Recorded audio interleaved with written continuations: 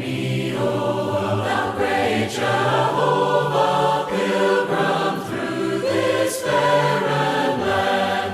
I am weak, but thou art mighty. Hold me with thy powerful hand. Bread of heaven, feed me till I want no more. Feed me till I want no more.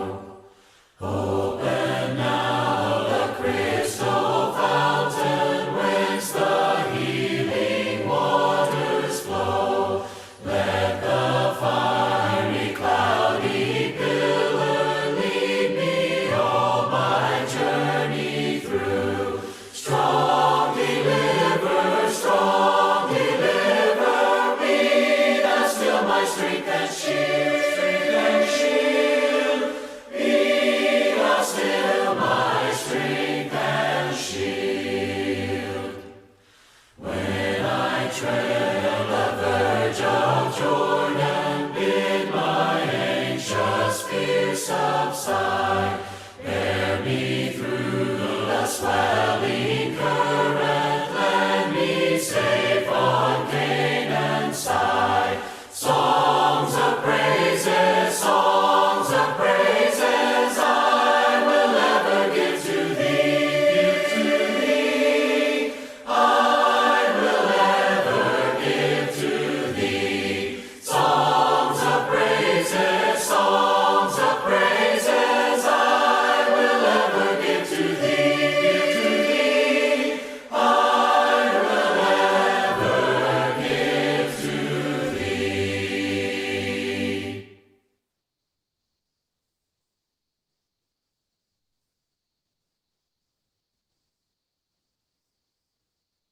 Hallelujah, praise Jehovah, from the heavens praise his name.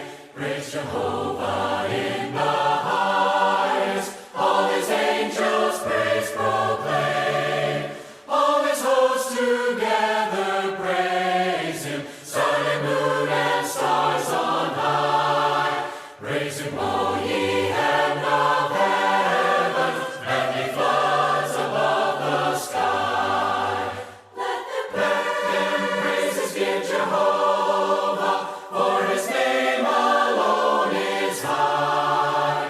And his glory is exalted, and his glory is exalted, and his glory is exalted, far above the earth and sky. Let them praises give Jehovah, they were made at his command.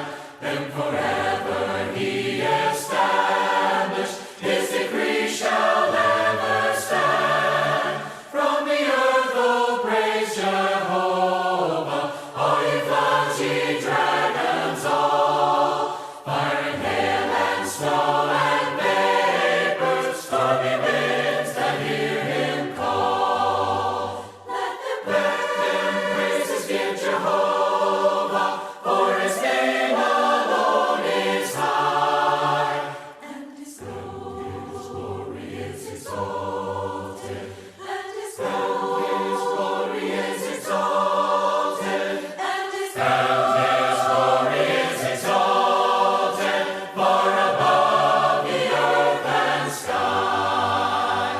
All ye fruitful trees and cedars, all ye hills and mountains high, creeping things and beasts and cattle, birds that in the heavens fly, kings of earth and all ye people, princes great, earth's judges all. Praise his name, young men and maidens, aged men and children small. Let them praises give Jehovah, for his name alone is high. And his glory is exalted, and his glory is exalted,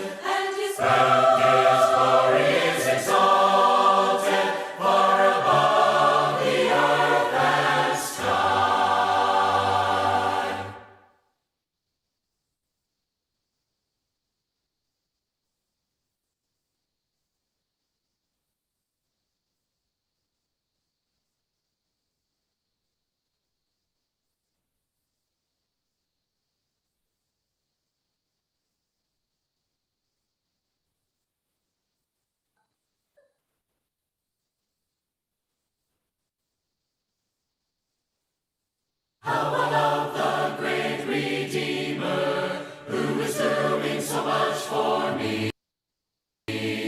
With what joy I tell the story of the love that makes men free. Till my earthly life is ended, I will sing songs above, and beside the crystal sea. More and more my soul shall be praising Jesus and his love. He is everything to me, He is everything to me, and everything shall always be.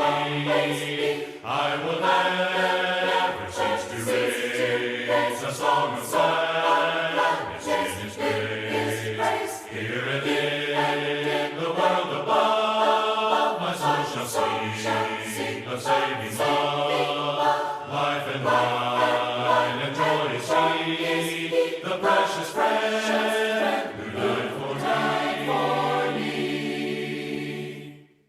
He has purchased my redemption, rolled my burden of sin away, and is walking on beside me, growing nearer day by day.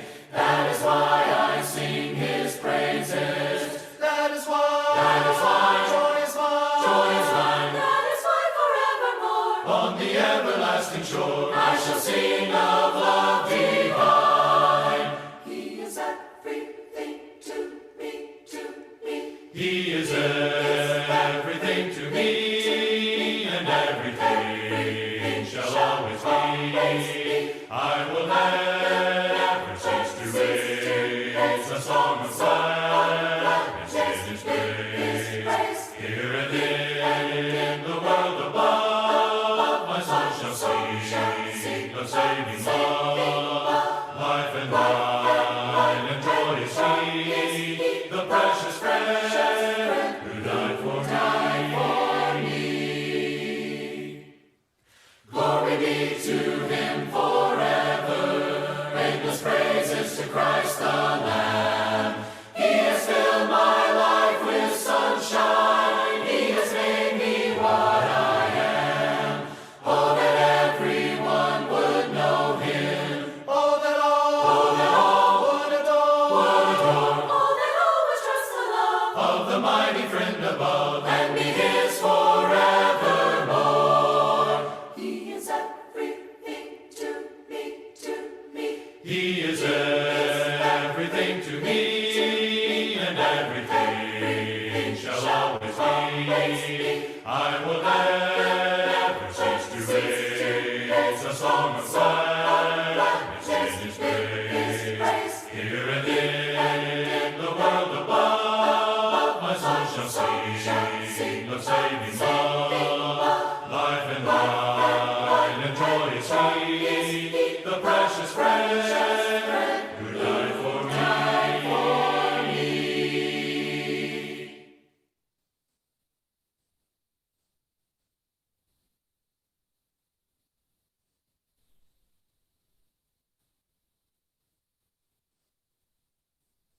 Since the love of God is shed, priceless blessings on my head, I have made it my own.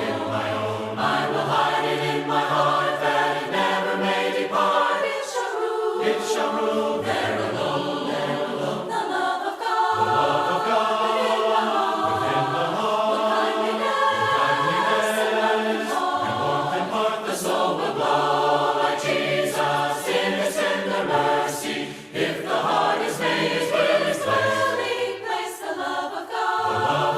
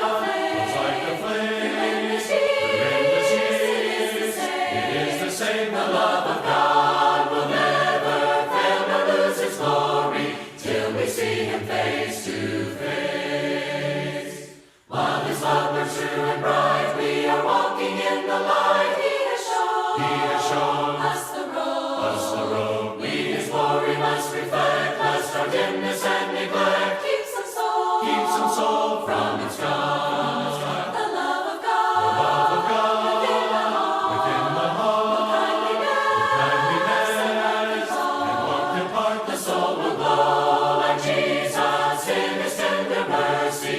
If the heart is made His dwelling place, the love of God, was like a flame, within the sheets. It is the same. The love of God will never fail nor lose its glory till we see Him face to face.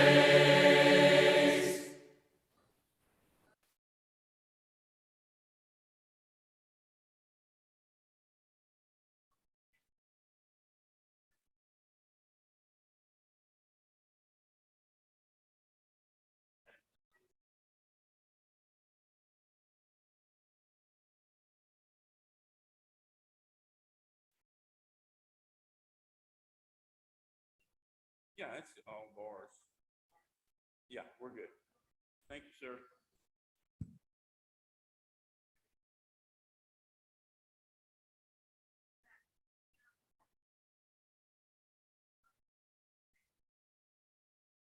Come we that love the Lord, and let our joys be known. Join in a song with sweet accord, join in a song with sweet accord, and thus around the throne, and thus around the throne. We're marching to Zion, beautiful, beautiful Zion. We're marching upward to Zion, Zion, the beautiful city of God. Let those refuse to sing who never knew our God, but children of the heavenly King, but children of the heavenly King, may speak their joys, their joys, their sweet, their joys abroad. We're marching to Zion, beautiful, beautiful Zion. We're marching upward to Zion, Zion, the beautiful city of God. Then let our songs abound, and every tear be dry. We're marching through Emmanuel's ground, we're marching through Emmanuel's ground, to fairer worlds on high, to fairer worlds on high. We're marching to Zion, beautiful, beautiful Zion. We're marching upward to Zion, Zion, the beautiful city of God. We're marching to Zion, beautiful, beautiful Zion. We're marching upward to Zion, Zion, the beautiful city of God.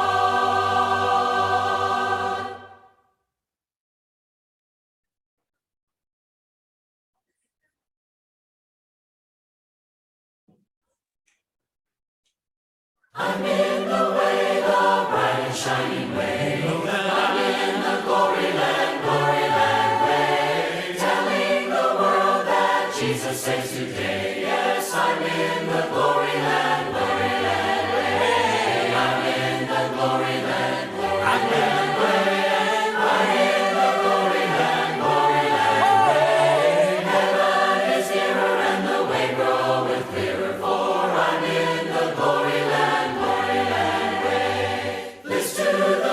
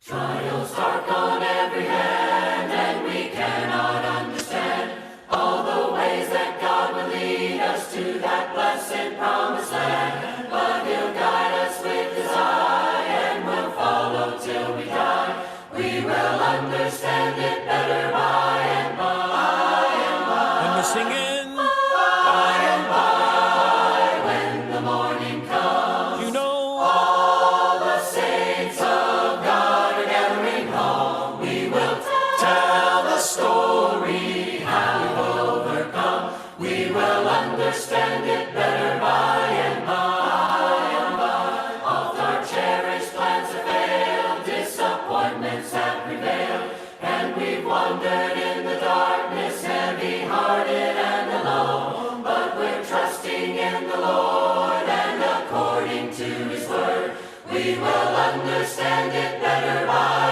and by and by. we're singing By and by, when the morning comes, you know all the saints of God are gathering home. We will tell the story, how we've overcome. We will understand it better by and by and by. Temptations, sin and snares often take us unawares, and our hearts are made to bleed for some thoughtless word or deed. And we wonder why the test when we try to do our best. We will understand it better by and by and by. we're singing By and by, when the morning comes, you know all the saints of God are gathering home. We will tell the story, how we've overcome. We will understand it better by and by and by. and we're singing By and by, when the morning comes, you know all the saints of God are gathering home. We will tell the story, how we've overcome. We will understand it better by and by and by.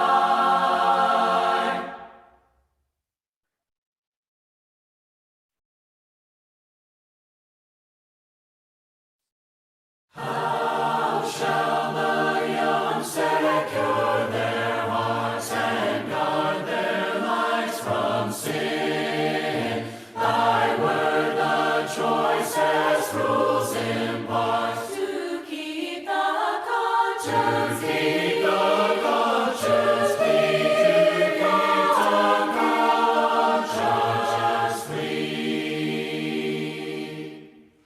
'Tis like the sun, a heavenly light that guides us all the day, and through the dangers of the night, a lamp to lead, a lamp to lead our way, a lamp to lead our way.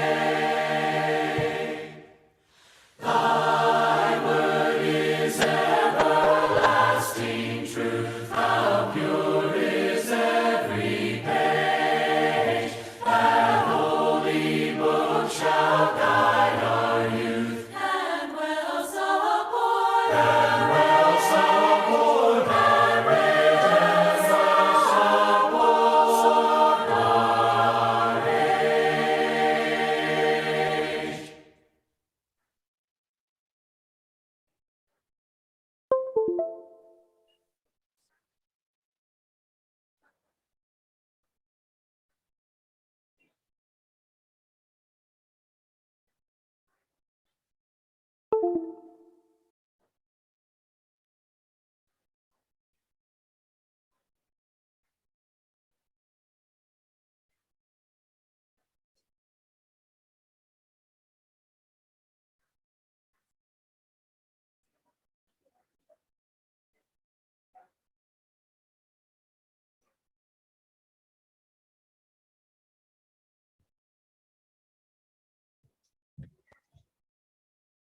Hey, good evening to you. Welcome to Westside. We're really glad that you're with us this evening for our devotional time and also our class time.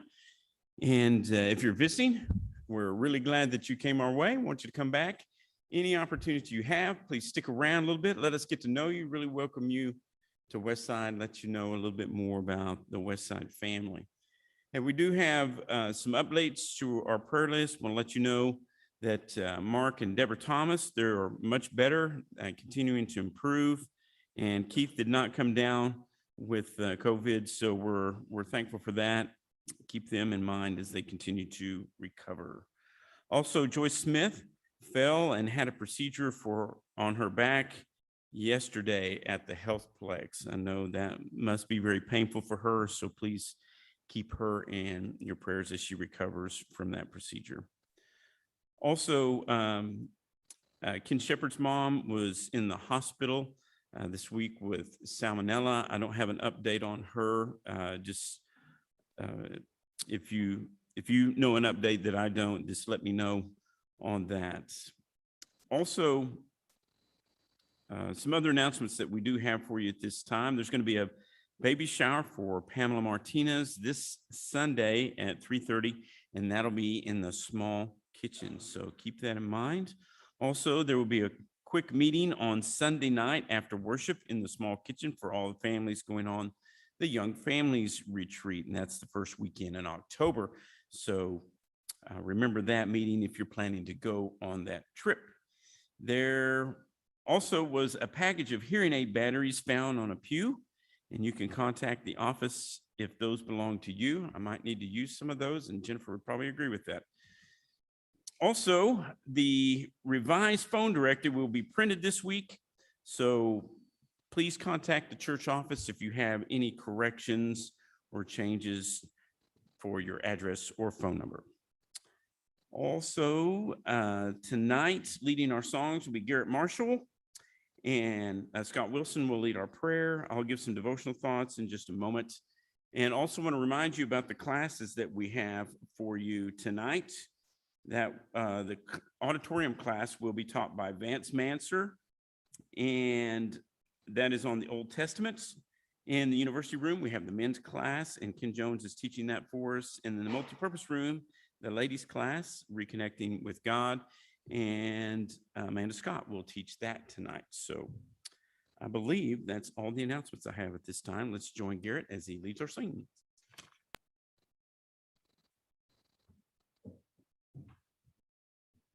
Good evening. Let's go ahead and stand for this first song. Bind us together, Lord, bind us together with cords that cannot be broken. Bind us together, Lord, bind us together, Lord, bind us together with love.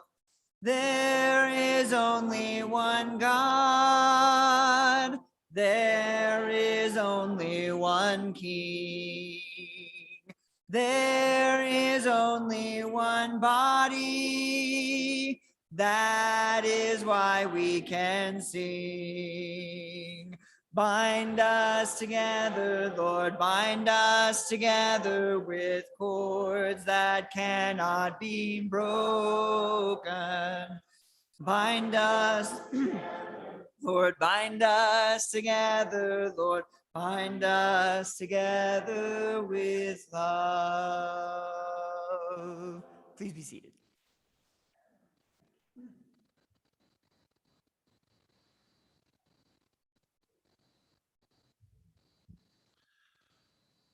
Our Lord, our Father, we gather here, we stand amazed. We stand amazed at your power that we see in the changing of seasons.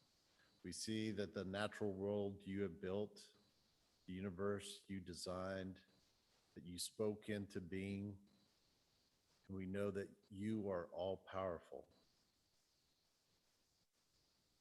You, through your grace and love, brought us redemption when we deserved death. You sent us your Son to give us an example of the life we need to lead so that we can impact those around us, so they can see the light of your love in us that can sway them to walk that pathway. It was your Spirit who brought us the word that documents that pathway. Lord, you are all powerful, and it's through you that we can do so much. We ask you to give us a measure of that grace so that we can grow in love, that we can grow in peace, we can grow in kindness, and that we can go in this world that is wrought with division and anger and angst, and be a healing salve that can tend to the hearts that need you most. And through that example that Christ gave us, we can impact those and bring your word to those who are starving for it. We ask you to be with our elders as they lead this flock. We thank you for our ministers who work so hard. We thank you for all the teachers that invest so much time and energy to study your word and bring that seed to us. We ask you to bless our families. We ask you to bless the walk of each Christian here. We ask all this in your son's most precious name. Amen.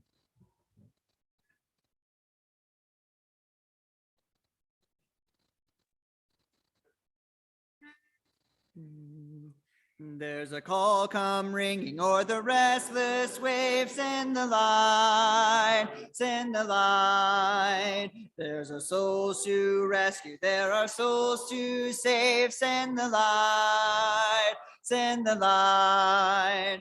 Send the light, the blessed gospel light. Let it shine from shore to shore. Send the light, the blessed gospel light. Let it shine forevermore. We have heard the Macedonian call today. Send the light, send the light. And a golden offering at the cross we lay. Send the light, send the light, send the light, the blessed gospel light. Let it shine from shore to shore. Send the light, the blessed gospel light. Let it shine forevermore. Let us not grow weary in the work of love. Send the light, send the light. Let us gather jewels for a crown above. Send the light, send the light.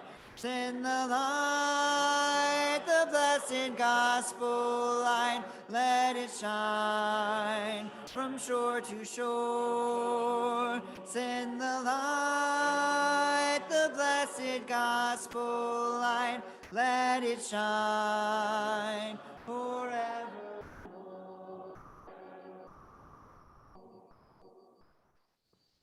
I recently read a book. It was on Winston Churchill, and it was called The Splendid and the Vile, and it was about him and his family during the days of World War II when England was being bombed by the Luftwaffe, the Germans. And it talked about the things that he and his family went through, introduced a little bit more about his family and some of the things that were concerning to them during this period of time, and of course the people.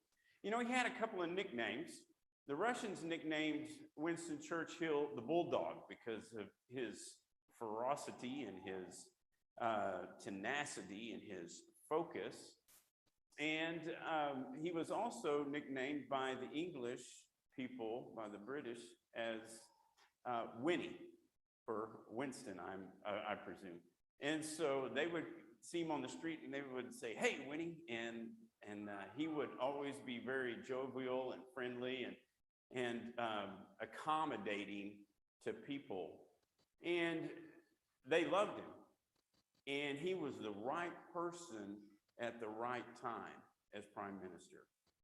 He went just to read about all of the things that the people of England went through when the Luftwaffe would just come over with relentless bombing runs, and how discouraged they would be.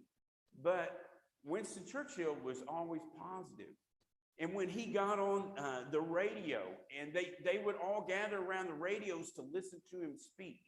And he was a little bit hard to understand because of the way he talked and his slurring. It was probably because he had cigars in his mouth all the time. I don't know. But anyway, he was someone who was always so positive and encouraged, and he believed that they were going to come through with flying colors.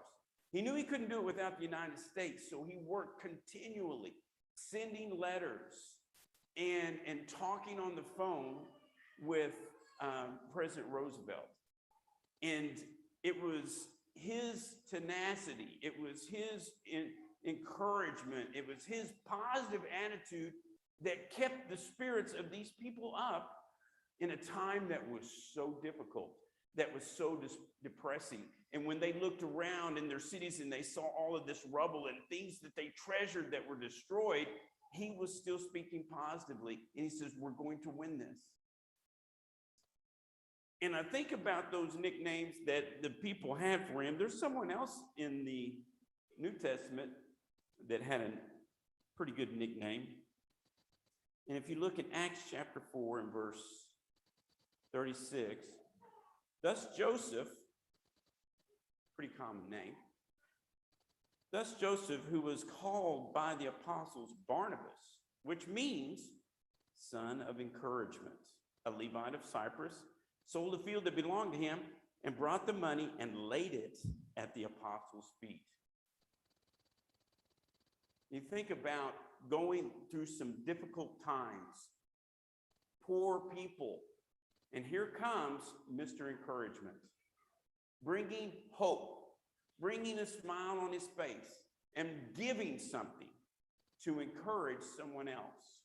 There's a reason that he's called Mr. Encouragement in the New Testament, the son of encouragement. There's a reason that he was really not known by Joseph, but we know him as Barnabas, the son of encouragement. There's a reason for that, because of his actions, because of his attitude. And what an example, really, that is to us today. That even during difficult times, you can be the source of encouragement. Even when things are dark and bleak, you can be the source of encouragement for someone else. Just like Barnabas was Mr. Encouragement, when people see you coming, what do they see? Do they see someone of positive nature who is ready to do whatever it takes to be obedient to God's will and to encourage others to do the same? Or is it someone that they're going to turn the other direction when they see you? Hopefully it's the first. And I think about what we are to be to each other is a source of encouragement. And we can see that Paul believes this as he writes to the Romans in Romans chapter 1, and really in verse 11, he says, "For I long to see you, that I may impart to you some spiritual gift to strengthen you. That is, that we may be mutually encouraged by each other's faith, both yours and mine." Paul is telling the Romans, he says, I'm looking forward to be encouraged by your faith. And I want you to be encouraged by mine.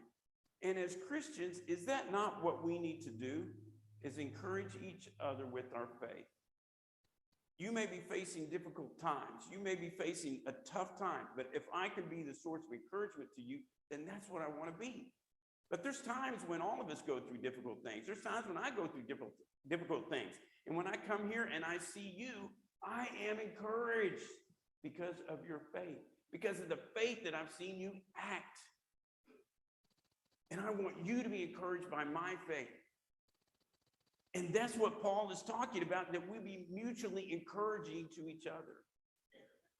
And that's one of the awesome things about being here during the midweek. It's one of the awesome things about being a Christian, because you have the opportunity to encourage someone else. You need some encouragement? You need the prayers of the church. Can we help you in some way? Please come now as together we stand and sing.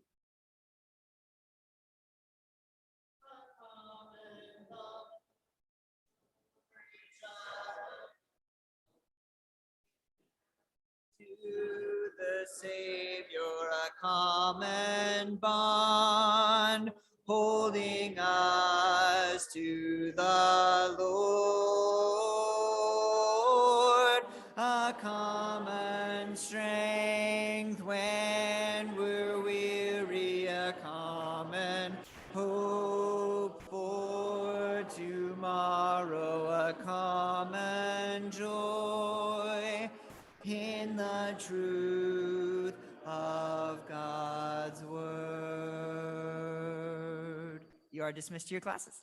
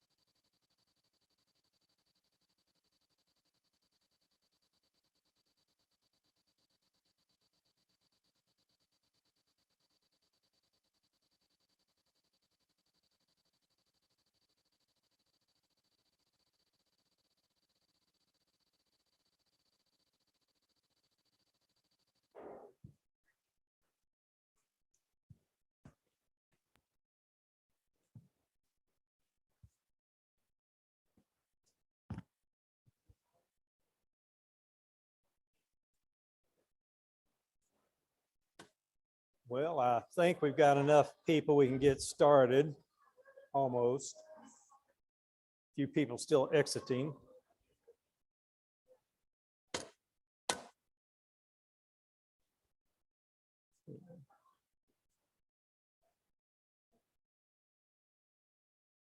All right. Bedtime stories. Not the cast iron bull, but the cast gold bull continued from last time. Now, before we jump into that, microphone way down here. Before we jump into that, 2 or 3 classes ago, I had mentioned that we're in the month of Tishri, and I told you it was the 7th month, but didn't have any documentation handy at the time to show you that. So here it is. Nisan is the first month on the religious calendar. We know it is because in Exodus 12:2, God tells Moses, this month shall be the first month of the year for you. So if you start counting months, Tishri, the month we're in now, ends up being the 7th month. Tishri is the first month in the civil year. The civil year starts at Tishri the 1st. That means Tishri the 1st is New Year's Day, and the Hebrew word for that is Rosh Hashanah, which means head of the year, start of the year, beginning of the year. The other interesting thing about the month of Tishri is that one of the 3 festivals, these were mandatory formation festivals, all the men had to show up. By the way, women, good news for you. If you're a woman, under modern Judaism, unequivocally, and apparently under the law of Moses, any law that required a person to be at a certain place at a certain time did not apply to women. So all the men had to show up. Women were welcome. Children were welcome, but the men had to show up 3 times a year. The first time was Passover. The second time was weeks, or it's also called Pentecost.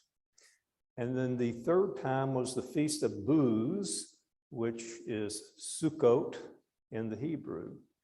Leviticus 23 and Deuteronomy 16 command Israelites to dwell in a sukkah, a booth or a tabernacle. Now, sukkah, the word means waddling, as in you know, like a woven basket. You take branches and you just weave them together to make a little temporary shelter. And it is a temporary shelter. The only two places I'm aware of in the scriptures where people build booths are Jacob, when he moved to Succoth, and he built booths, but that was for his sheep. It wasn't, he lived in a house. He was the only patriarch that lived in a house. And so you'd think that he would name the place after his house, but he names it booths. Sukkoth is the name of it. So anyway, the law of Moses says that on the 15th day of the 7th month, you're to start sitting in a sukkah, and you live in that sukkah for 7 days. And today is the 16th, and that means it started yesterday. And I want to do an in-depth class on Sukkot. Particularly, I want to look at the requirement to rejoice. There's a lot of lessons to be learned from that. We just read right past Sukkot, and we miss so much when we read the Old Testament. There are Sukkot nearby, about a mile and a half from here on the northwest side of the OU campus. On Sunday, I took this picture. It's made out of plastic. On the right, you can see a plastic window. So that's one Sukkot. Here is another one. You say, well, man, there's not much of a roof. Yeah, that's part of the rules. If you cannot see stars, then your roof is too good, because the whole idea is that you're exposed to the elements. The rain, the cold, the wind can come get you. Another command at Sukkot was to have 4 types of plants, and I'll have to look up the etymology, but they call this lulav. Well, here's another sukkah, people building sukkahs. I think this is Jerusalem. Notice again the roof. They're not doing solid roofs. They're just taking branches and laying them across the walls to make their roof. You too can have your own lulav.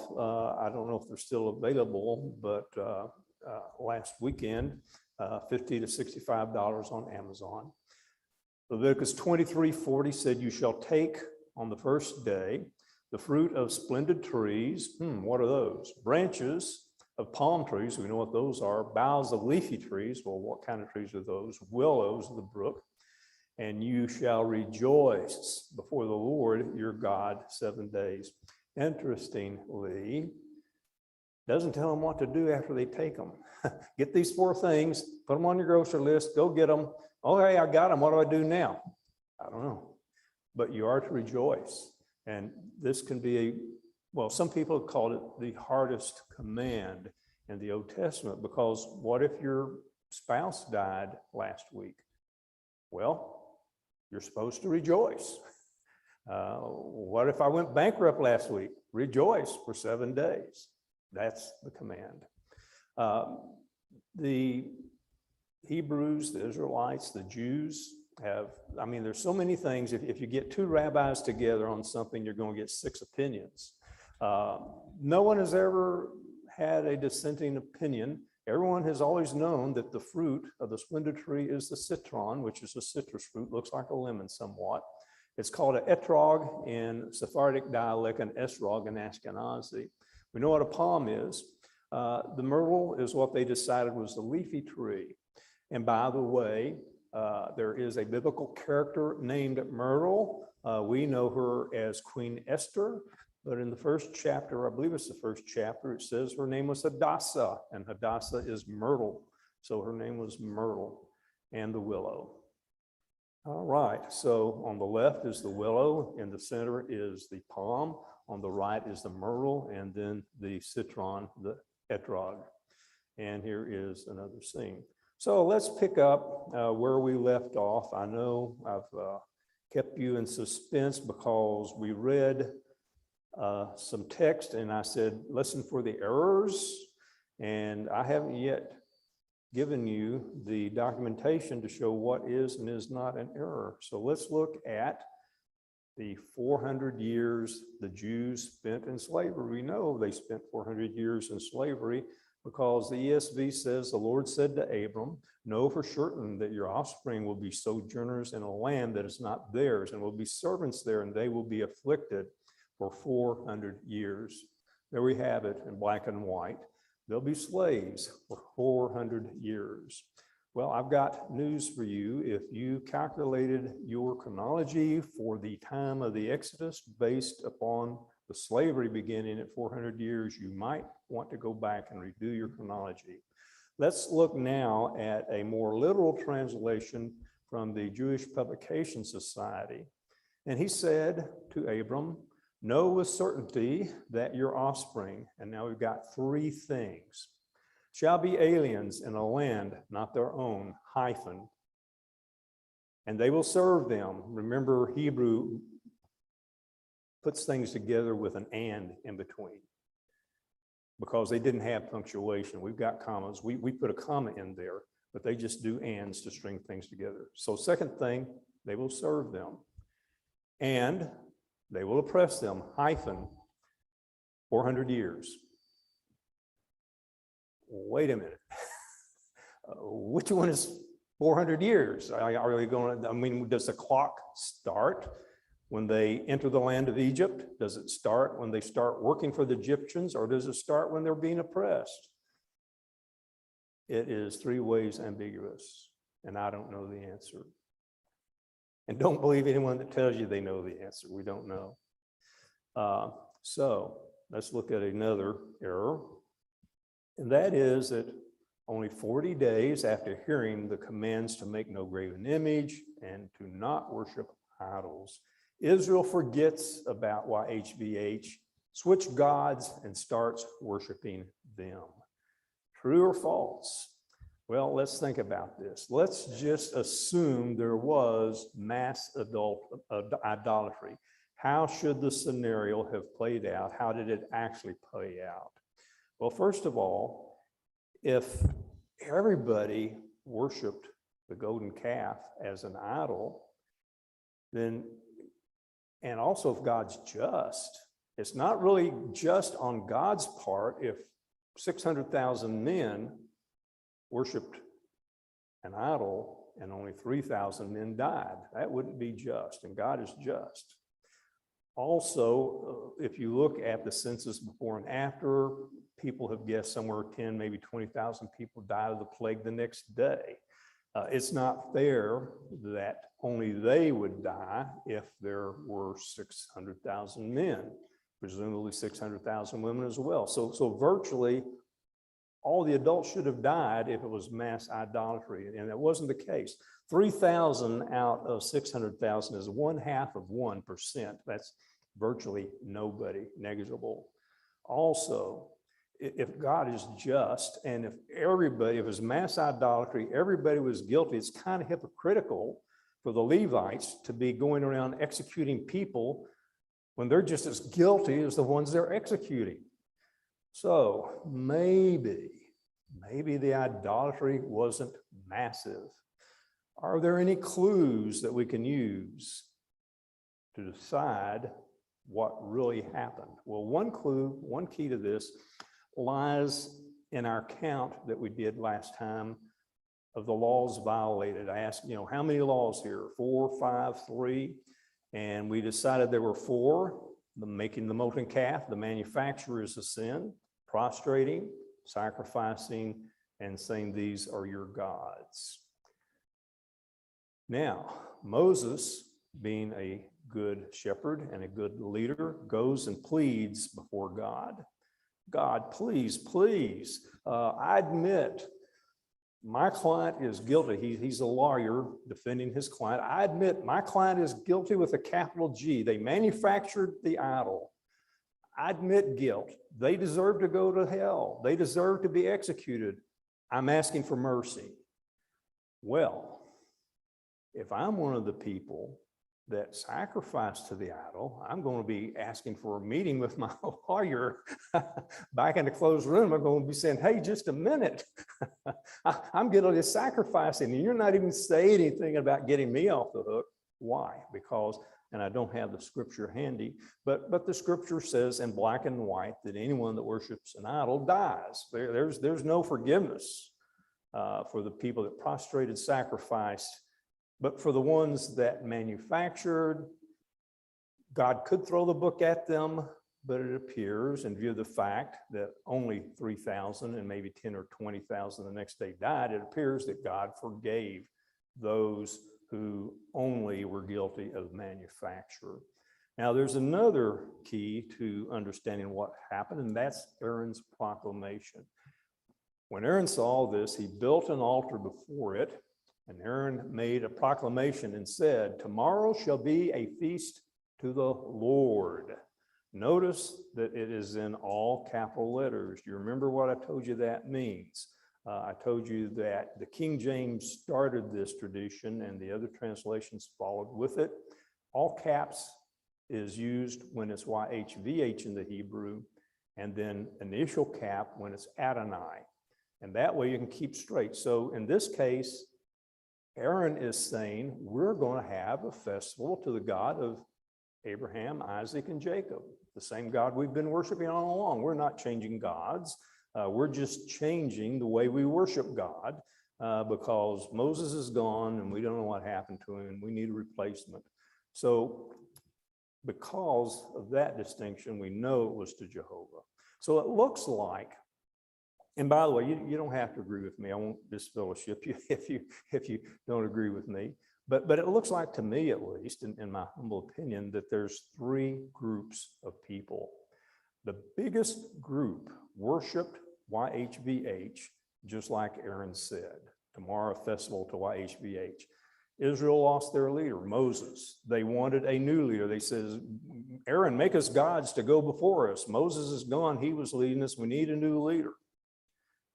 And then they had lost their connection to God. Moses was their connection. He was the one that negotiated with God for them. He was the one that talked to God. He was the one God gave the staff to. He was the one that announced the miracles, the 10 plagues in Egypt. And so Moses is gone. Well, you know what? If we replace him with another person, people die. So let's get an image. Images don't die. So maybe that was their thing. And it was the culture back then to have an image to connect to your God. So what happened? The law of Moses requires 2 or more witnesses to establish a legal matter. So presumably the Levites went through the camp and they'd go into one neighborhood and they'd say, well, hey, Bill, anybody in your neighborhood sacrifice or bow down to, or say these are your gods? Yeah, Joe over there did it. I saw him. Joe, did you do it? No, I didn't do that. He's just trying to frame me. Well, Bill, are there any other witnesses? Well, no, I was the only one that was around. Well, hey, he's off the hook. You don't have 2 witnesses. You just have 1 witness. But they found 3,000 where there were 2 or more witnesses, and they executed them. And then everyone else got off the hook, right? Well, no, there's always tomorrow. God is a God of justice. I can't be guilty. I shot the witnesses. There's no witnesses. I shot them. Well, God knows who's guilty. And it seems that would be the ones that God slew in the plague. So Paul tells Timothy, God's firm foundation stands bearing this seal. The Lord knows those who are his. If you're not one of his, then he knows who you are as well. And that was the case here. Let everyone who names the name of the Lord depart from iniquity, so that way you'll be one of his. So that appears to be what happened. Again, most of this is guesswork and conjecture, but fitting the events together, it's a logical, comprehensive explanation as to what seems to have happened. It is surely a better explanation than saying, oh, it was mass idolatry. No, it wasn't mass idolatry. The evidence just is not there. Now, another nagging question we brought up but haven't addressed is the they. And he received the gold from their hand and fashioned it with a graving tool and made a molten calf. And they said, these are your gods, O Israel, who brought you up out of the land of Egypt. Prior to this, there was Aaron and Israel. And all of a sudden, the text introduces a they, and it doesn't tell us who the they is. The they, it would appear, might not be Israelites, because they're saying, these are your gods, O Israel, as in we're not Israel, you're Israel. We don't know, but a good guess is in Exodus 12:38, we read that a mixed multitude went up with the Israelites up out of Egypt. And we don't have any details about the multitude. Was it other slaves of other nationalities? Was it Egyptians? The Egyptians realized, hey, you know, the Israelite God is on a roll here. I think I'm going to be on his team. I mean, I'm on the losing team with the Egyptian gods, so I think I'm going to get on their team. Is that what's going on? We don't know, but that's a guess as to who the they might have been. Now, this concludes everything that I wanted to cover last week and didn't quite get covered. As I was studying this week, I realized that we had peeled back one layer of the onion, and by digging deeper last week. And after peeling that layer back, I found there's another layer. So tonight, I want to start going one layer deeper, and I think this is as deep as we'll be going, and look at some other things that go even deeper than what we've discussed so far. One thing we want to look at is what is the make us gods? What is the gods that will go before us? And what does it mean, you know, going before us? Why do they want something to go before them? So we want to look at that question. We also want to look at questions of what are gods. The word for gods is Elohim. What are Elohim actually? What does it include? What does it not include? We want to look at the question of, well, what exactly is an idol? Everybody has an idea of what an idol is, but when you really come down to the actual definition, what exactly is an idol? And we want to talk about the Ark of the Covenant. How is the Ark of the Covenant similar to an idol? How is it different from an idol? God said, don't make any graven images, but there's two cherubim on top of that Ark of the Covenant. So we want to look at that. And we want to look at, of all things, demons, because we're going to find that demons were associated with the idols, that when people sacrificed to the idols, they were actually sacrificing to demons. And so we want to ask, well, are demons real? Did they have real power back then? Do they have real power now? So these are some of the things as we dig deeper. We won't be able to cover all of them tonight, but we'll go as far as we can. So the people saw Moses had delayed to come down from the mountain. They gathered themselves together to Aaron and said to him, up, make us gods who shall go before us. As for this Moses, this man who brought us up out of the land of Egypt, we do not know what has become of him. Make us gods. The Hebrew word is Elohim. Well, what exactly what are Elohim? By the way, if anybody has any questions, we have a question deficit going on here. So jump up and down and wave your arms and yell. I'll welcome the question. Like I've told you, I can answer any question. The answer may be, I don't know. But I can answer any question. No question's too hard. Elohim is a description. It's kind of like the word angel. Angel is a description. It means messenger. It's a job title. So Elohim is a description. It's not a name. And primarily, Elohim describes spirit beings, things that don't have bodies. Now, I do want to look at a possible secondary meaning. There are a minority of translations in English that will translate Elohim in a couple of places as rulers and as judges, but they are in the minority. So it's questionable whether that's a valid definition of Elohim. Elohim grammatically is a plural. When you put an "im" on the end of a masculine word, that's the plural form, but the English translations will translate it as God and as gods. And Elohe is the singular form. I've seen it translated God singular, and I bet if I looked a while, I'd find some English translations where they're translated plural. The English translators go with the context. Elohim is not. What is it not? It is not. It is. I repeat, it is not God's name. God has one name, YHVH. And Elohim, as I already told you, is a title. It's a description. Now, this description does apply to Jehovah. He is an Elohim, but he's not the only Elohim.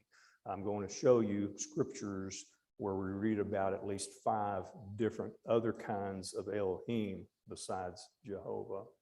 And someone may object, but Vance, I went to the Names of God class, and I checked, I taught a class on that once, and there were like 18 names for God in the Old Testament.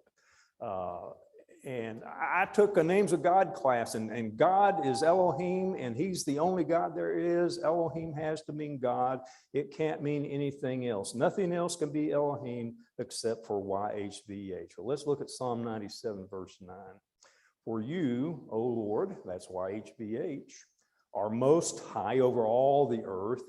You are exalted far above all Elohim.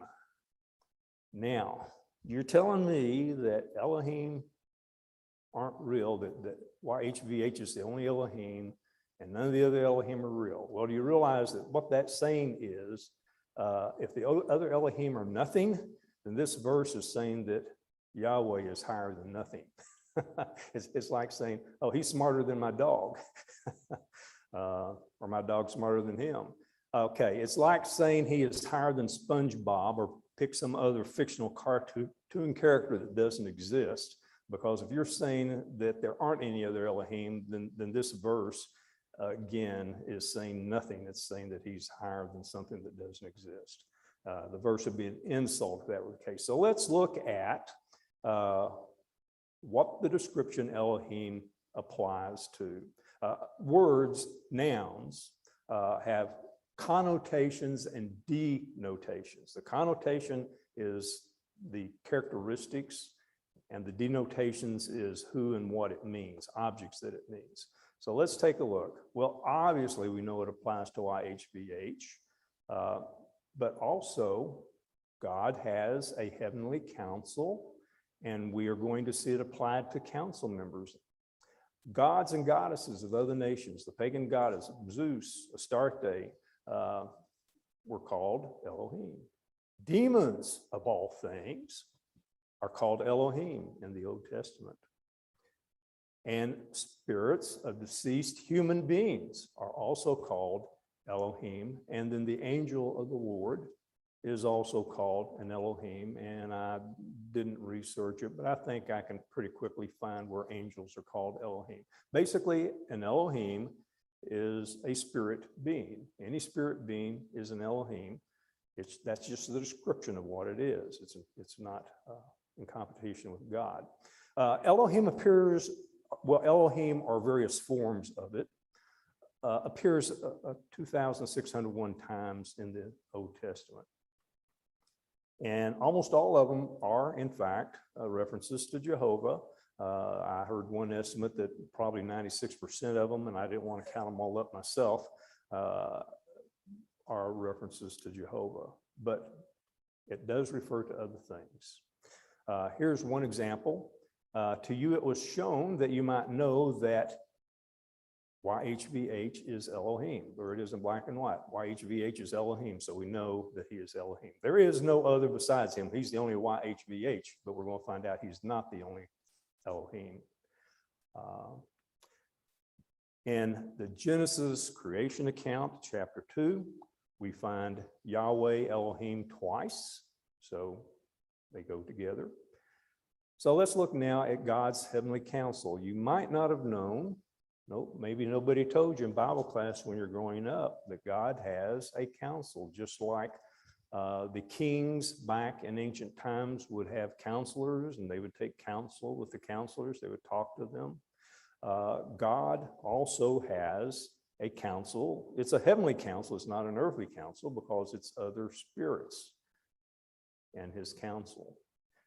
Now, there was a day when the sons of God, that's B'nai Ha-Elohim, came to present themselves before the Lord. So it's time for a council meeting. Everybody's showing up, time for the meeting. Satan also came among them. And the Lord, will give you background for this. God has decided that he is fed up with Ahab. Ahab was probably the most evil king that ever ruled in the northern kingdom. And so it's time for Ahab to die. And so he's holding the council meeting, and they're discussing what's a good way to kill off Ahab. And the Lord said, who will entice Ahab that he may go up and fall at Ramoth Gilead? God's already got it figured out. Okay, we're going to kill him at Ramoth Gilead. How are we going to do it? And one said one thing and another said another. Then a spirit came forward and stood before the Lord, saying, I will entice him. And the Lord said to him, by what means? And he said, I will go out and will be a lying spirit in the mouth of his prophets. And he said, you are to entice him, and you shall exceed. Go out and do so. Now, so far, we see people acting like a council meeting, but we don't see the word heavenly council here. So let's go to Psalm 82, verse 1. Elohim has taken his place in the divine council. There it is, English Standard Version. Elohim has taken his place in the divine council. In the midst of the Elohim, he holds judgment. You could get confused as to which Elohim is which Elohim if your translation didn't use a capital G and a small g. It's calling both of them Elohim. The heavenly council members are Elohim. No way around it. And then in verse 6, he says, I said, you are Elohim, sons of the Most High, all of you. So sons of God, sons of Elohim, are also classified as Elohim. Now, gods and goddesses of other nations are also called Elohim. Background for this, the Ammonites lived on the east side of the Jordan River and between the Jordan and the Arnon and the Jabbok rivers. And they're complaining now because they said, well, you Israelites stole our land and you're living on our land now. So you got to vacate all the land between the Jordan, the Jabbok, and the Arnon. If you do it peacefully, there won't be a war. But if you don't do it peacefully, there's going to be a war. So the Israelites hired Jephthah to be their general. And Jephthah sends a message to the Ammonites. And he says, will you not possess what Chemosh, your God, and the word there is Eloheha, which is singular for Elohim, and the ha on the end means your, so your God, and that's how it's translated in English. Will you not possess what Chemosh, your God, gives you to possess? And all the Lord our God, Elonehu is our God. Same thing, singular, Elohe is singular for God. Nu means us, our God, has dispossessed before us, we will possess. So we see Chemosh being called singular Elohe. And again, in the English translation, sometimes I'll make it plural, sometimes I'll make it singular. And like I already said, the ha and the nu mean you and us. Now, here is a bigger list of gods. Well, did I go? No, I didn't switch sides. There we go. Okay. 1 Kings 11, because they have forsaken me and worship Ashtoreth, the goddess of the Sidonians, Chemosh, the god of Moab, and Milcom, the god of the Ammonites. All of these are singular Elohe. So yes, gods Pagan gods are Elohim. Now, are you ready for this one? You ready? Demons are Elohim. And we're going to see later that the Old and New Testament say the same things about demons. Deuteronomy 32, they sacrificed to demons that were no gods. That's Eloah. To gods, Elohim, they had never known. To new gods, and the actual literal Hebrew there is new ones, but the English translator puts the word gods in because it makes better English. That had come recently, whom your fathers never dreaded. And so here we see demons being called Elohim. And what they're saying is, okay, they're going to this idol they made this image out of stone, they made it out of wood. But when they cook that meat in front of that idol, the sacrifice is going to a demon. Yeah, I know there's that stone there, but there's a demon, and they're sacrificing to a demon, and that demon is an Elohim. It's a spirit being without a body. That's what Elohim means. It includes, like I say, spirits without bodies. Dead people don't have bodies, just the spirit. And so dead people, the spirits of dead people are called Elohim as well. King Saul goes to the witch of Endor. He's in a heap of trouble. He's getting ready to go to war the next day. Things are looking bad. He can't get in touch with God. God won't talk to him. And so he's going to go to a witch and have her call up the spirit of the prophet Samuel. When Samuel appears, the king says to her, "Do not be afraid. What do you see?" And the woman said to Saul, "I see Elohim coming up out of the earth." She sees Samuel when you read the text there. So yes, the spirits of dead people are called Elohim. Questions or comments so far? One left here. Okay. Well, man, we're running low on questions, but okay. All right. Angel of YHVH is also an Elohim. Well, God is invisible, Paul tells Timothy. So when God appears to people, the Old Testament, more likely than not, is going to call him the angel of the Lord. When the angel of the Lord speaks, the text says that Jehovah is speaking. You see that in Genesis, you see that in Exodus. Angel of the Lord appears, you see it in Judges, Joshua, I believe. The angel of the Lord appears, and when he speaks, it's God, YHVH, actually talking. So in Genesis 28, Jacob flees from Esau. He spends the night at Luz. He sees angels and he sees YHVH. And then in Genesis 35, he goes back there. He builds an altar and he calls it El Bethel because their God, Elohim, well, it was the angel of the Lord, it would appear, because he saw him. And he can't see God. So because of something he saw, it would have to have been the angel of God rather than God himself. One reason you can't see God is God's everywhere and you can't be everywhere, okay? But the obvious reason is he's invisible. Paul says so. Okay, now there is a possible secondary meaning.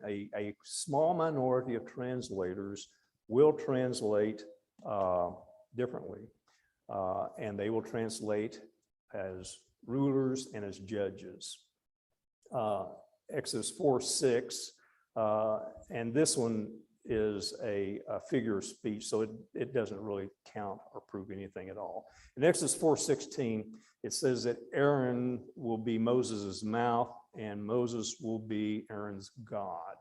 Now, I don't think that Aaron ever believed that his little brother Moses created the heavens and the earth. I know better than that. So what's going on here? Well, God gives words to a prophet, and then the prophet passes the words onto the people. And so what he's saying is, okay, this is going to be parallel to God and God's prophets. You're going to take the role of God. You're going to give the words to Aaron, and Aaron will be your mouth to pass the words on to the people. So all it is just doing is saying, yeah, you'll follow the same model. God and the prophet will be the same as 5 minutes as you and Aaron. Now, When the sons, or when man began to multiply on the face of the land and daughters were born to them, the sons of the Elohim saw that the daughters of man were attractive, and they took as their wives any they chose. Most translators translate sons of God. One or two translate sons of the rulers. And then the context for this is the Old Testament law for bailment. If I understand right, and we don't have a lawyer in the audience, I don't think, but if I understand right, the bailor is the person that has some property and he's like maybe leaving town or something. So he gives it to his friend and says, hey, can you keep an eye on this till I get back? So he's the bailee. And so the bailor returns from his trip. Where's my property? Oh, someone broke in the house and they stole it. Well, oh man, it was here yesterday. It's not here now. I have no idea what happened. Well, the master of the house shall be brought to the Elohim, and they're going to see whether he has put his hand into his neighbor's goods. For all manner of trespass with another challengeth to be his. The call, you notice this is challengeth, though you know it's King James. The cause of both parties shall come before the Elohim, and whom the Elohim shall condemn shall pay double unto his neighbor. King James translates judges, ESV translates God. Like I say, it's a minority meaning, and so that's why I put the question mark here. It's questionable whether it should be translated that way. All right, we're almost out of time, but we'll cover just a little more. This is the next big topic. Any questions on the last topic we just finished? Elohim. God is Elohim, and there's at least 5 other things that are Elohim besides God. Questions? Good.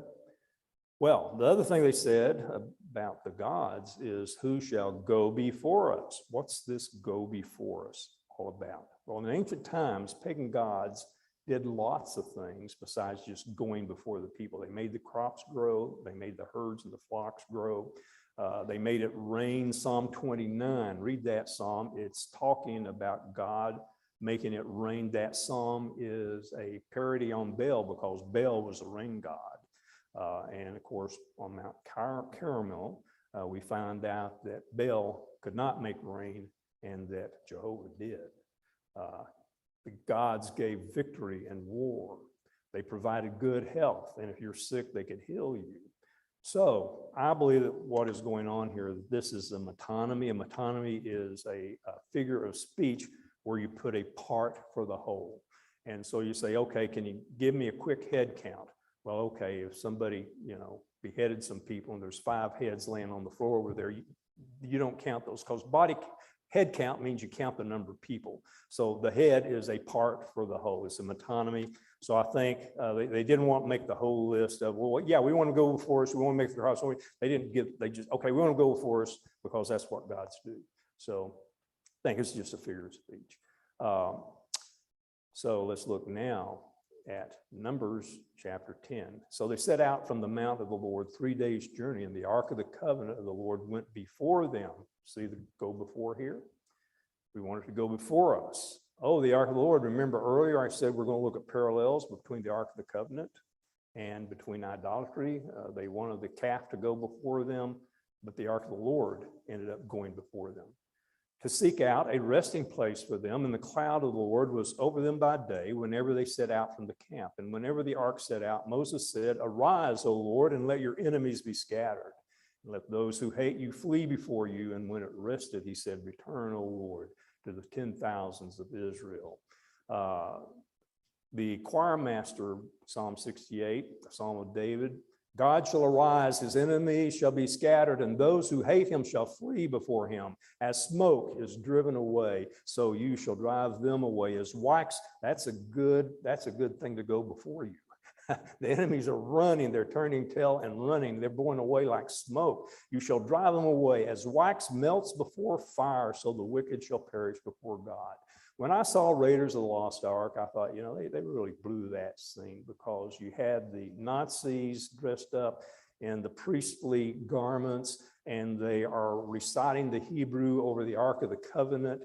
And all of a sudden, they're melting like wax, and you see the different layers of wax, the different colors of wax falling off of it. Well, guess what?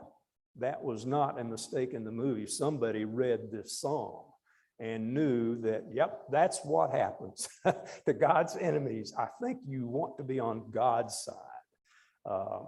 And you may recall also in that particular scene, Indiana Jones tells Marion, don't look at it. Why? Well, when you read the law of Moses, you find that when they broke up camp, they had procedures in place where no one ever saw the Ark of the Covenant. A priest went in and covered it over. And it also said, not only that, it said, don't look, don't gaze at, just get in there, do your business, get it all loaded up and haul it off to the next campsite. You're not there to sightsee the different artifacts in the tabernacle. Well, if anyone has questions or comments, I am available. We have a question deficit, but that's fine. I'll make it anyway. So you're dismissed. Lord willing, we'll pick up here next week.